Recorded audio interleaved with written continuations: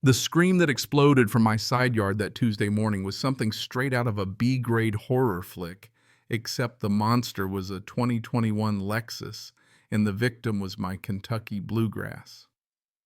I wish I could say I was surprised, but after months of living next door to Patricia Hartwell, queen of the Magnolia Heights HOA and self-proclaimed enforcer of community harmony, this was almost expected. Still, nothing quite prepares you for the sight of 37 feet of luxury SUV carving up your yard, sparks flying, sod spraying, and a sound god that sound like Michelin rubber surrendering to medieval justice. All because Patricia had no clue about the new security gate I'd just installed, the one with the retractable tire spikes.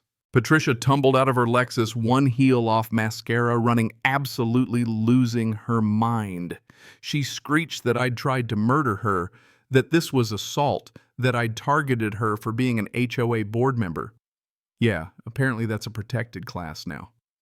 Two police officers just happened to be across the street. Funny how often they're around with Patricia as president, looking like they'd rather be anywhere else. Officer Davidson, who I'm on a first-name basis with thanks to Patricia's constant 911 hobby, walked over and gave me that look, half exhausted, half amused. Like, here we go again, huh, Rob? Patricia, not missing a beat, started in on how I'd sabotaged community property, endangered lives, and personally affronted all that Magnolia Heights stood for. Davidson glanced at the private property signs, the fresh tire tracks through my flower beds, and then, bless his heart, asked Patricia why she was driving through my yard in the first place. That's when I knew I might actually come out of this with my sanity intact. My name's Robert Jameson. I'm 42, a software engineer, work from home, pay my dues, mind my business. Honestly, I moved to this subdivision for the quiet. I'm the guy who actually reads the bylaws, puts the trash cans away before sundown, doesn't throw loud parties, and hadn't gotten a single violation in 3 years until Patricia. She'd been running the HOA for 7 years, probably just because no one else could stand the drama. 5'3", pure concentrated authority in Lululemon and tennis shoes, and a passive-aggressive email game that could win her medals. The trouble started about 6 months ago. Patricia's wine and wine parties got bigger, and she started telling her friends, people with money but no respect for sod, to shortcut through my side yard to use the overflow parking in back. First time I figured it was a fluke. I walk outside Range Rover, halfway through my azaleas, driver rolls down the window and tells me Patricia said it was okay. So I go to Patricia's door, 2 p.m. She's already got a glass of Chardonnay in hand and acts like I'm making a fuss over nothing.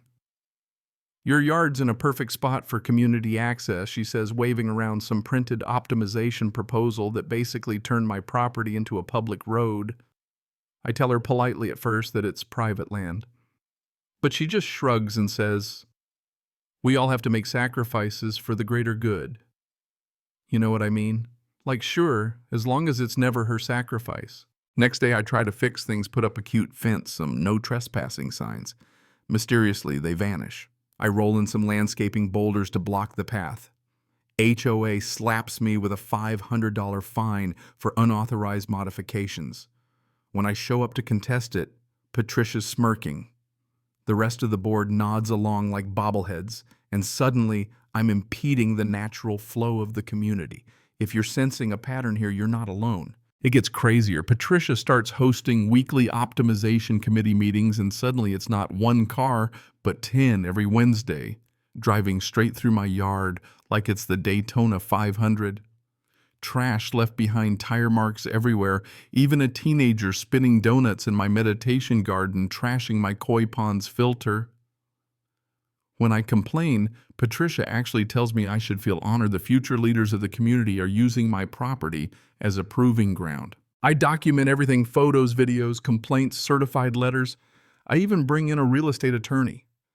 Patricia fires back by citing some ancient HOA clause about maintaining neighborhood harmony and tries to fine me another grand for creating a hostile environment. And get this, she accuses me of vehicular discrimination.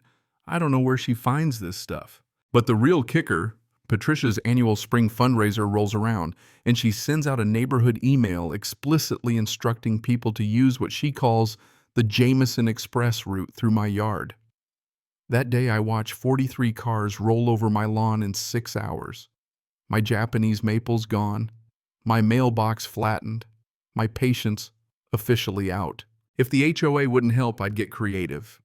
I research and find this beautiful thing called an automated security gate with retractable spikes marketed for private driveways, totally legal with warnings posted. I have pros install it while Patricia's off in Florida looking like just another decorative metal gate. But if you cross the line without clearance, well, you already know what happens.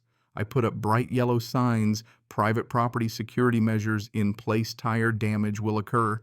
Sent a certified letter to the HOA, covered every base. Patricia comes back, sees the new eyesore, calls an emergency board meeting, tries to strong-arm me into removing it. That's the morning of the incident. Patricia, in her best power suit, floors it through my side yard on the way to her own emergency meeting. I see it all on the security feed as her Lexus triggers the spikes, 4 tires, hissing metal, scraping the whole car, slewing sideways into my stone wall.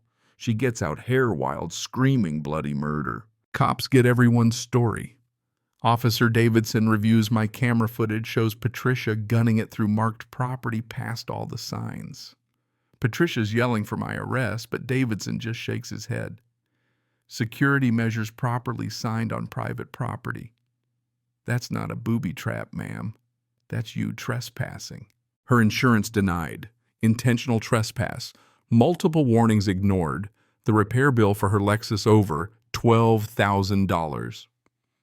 The tow truck driver watching the replay on my phone laughs so hard he almost drops his coffee. By that night, the entire neighborhood knows. But here's the twist. The emergency HOA meeting becomes a coup vote of no confidence 12-0. Even her usual cronies turn. Turns out half the street has been secretly wishing someone would put Patricia in her place. The new president, a retired judge named Harold Simpson, apologizes to me in person, clarifies the property lines, and starts refunding $30,000 in fines Patricia's issued over the years. But Patricia's just getting started on her downfall. My attorney files a civil suit for harassment, trespass, and emotional distress. The evidence, photos, videos, letters is a mountain. Her lawyer begs for a settlement. She has to pay for every blade of grass, every pond stone, plus a hefty chunk for damages. Also a restraining order she can't come within 50 feet of my property. The final number sealed. But let's say my next vacation's going to be amazing.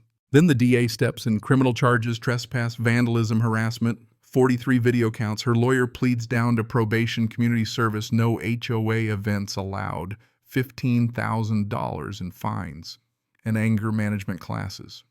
The judge, whose own HOA horror stories come out in court, bans her from any HOA board for a decade. Patricia's meltdown is legendary, face-changing colors, railing against discrimination, against dedicated community leaders, her lawyer practically dragging her out by the arm. Walking out of that courtroom, I felt this odd sense of relief, like for once justice had found its way into a little Kentucky subdivision. Patricia disappeared from neighborhood life. Her husband, Richard, just faded quietly into the background, finally free from the Pepto-Pink palace. So now my meditation garden is rebuilt, my fence stands strong, and I've got neighbors actually respecting property lines for the first time in years.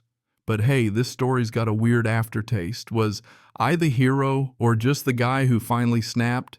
Did the punishment fit the crime? Or did the community just finally get tired of tyranny with tennis shoes? You tell me, where's the line between standing up for yourself and going too far?